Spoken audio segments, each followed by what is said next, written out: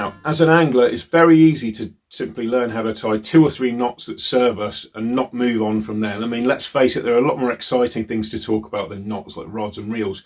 But in just a second, I'm going to show you how to tie 2 knots that are very easy to tie, take just a few minutes to learn, but should hopefully help your fishing. And let's face it, if there's something that's going to make our knot stronger or our presentation a little bit better and tempt more fish, and that's well worth a few minutes of your time.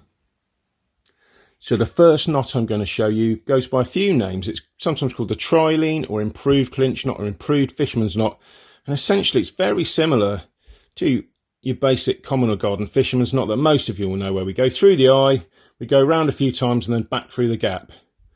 Well, we're just going to improve that by going through the eye twice. It's a really simple step that adds quite a lot of extra strength. Apparently in tests as much as 15 to 20%.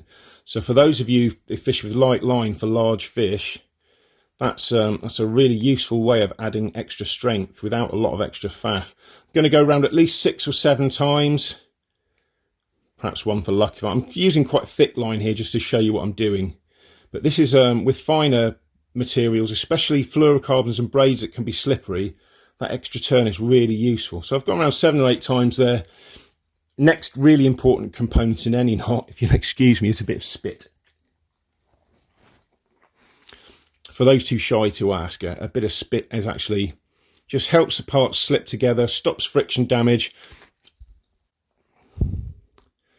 and it should just help us get the knot in position. I'm going to go through both loops at the bottom there. Quite thick lines, so it might be a bit stubborn, but that spit should help. There we go. Just going to slide together. Always give it a good test, and this thick line is a bit stubborn, so I'm also just going to bed it down a little bit with my thumbnail so it's good and strong. That's not going anywhere. I'm going to trim it not quite flush to the hook, and that's generally good policy just in case we get a tiny bit of slippage on a big fish. But there you have it. It's really only an extra turn based on the simple fisherman's knot that you'll know, but adds quite a lot of extra strength.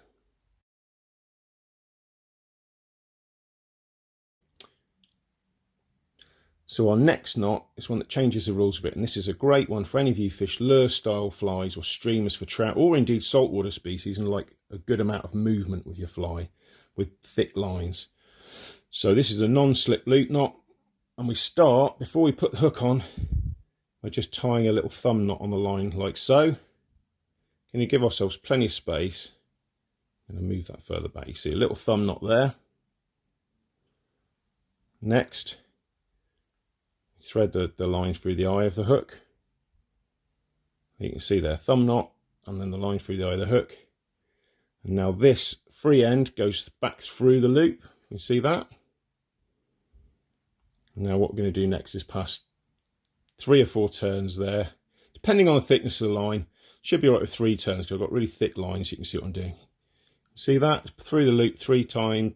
Through the loop, I've twisted, and now this free end comes back through the bottom of the loop. Just going to try and freeze that so you can see what I've done. See, like that. I'm going to wet it,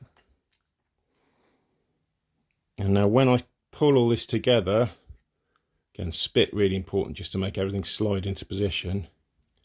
I made quite a big loop there so you can see what I'm doing, but you'll see the principle here. Cut the tag end off. I've made the loop a little on the big side here so you can see what I'm doing, but rather than being tight to a thick line, that's now really loose, so your fly there has got a lot more movement, especially if you're fishing for hard fighting species and you might have quite a thick leader. It just allows a lot more movement than if it was a thick bit of line just clinched tight to that hook. And just a final bit of advice where fishing lines and knots are concerned, and that's really to take good care of your line and invest in the best you can afford. It's amazing how many anglers will spend a fortune on things like fishing rods and reels, but go for really cheap leader material. So don't. Go for stuff you can trust from decent quality brands, and store it with care as well. If you leave it in the light, it's going to weaken over time. So a really good policy here is to have something black. This is a camera lens case, but actually a black football sock or something like that will be just as good.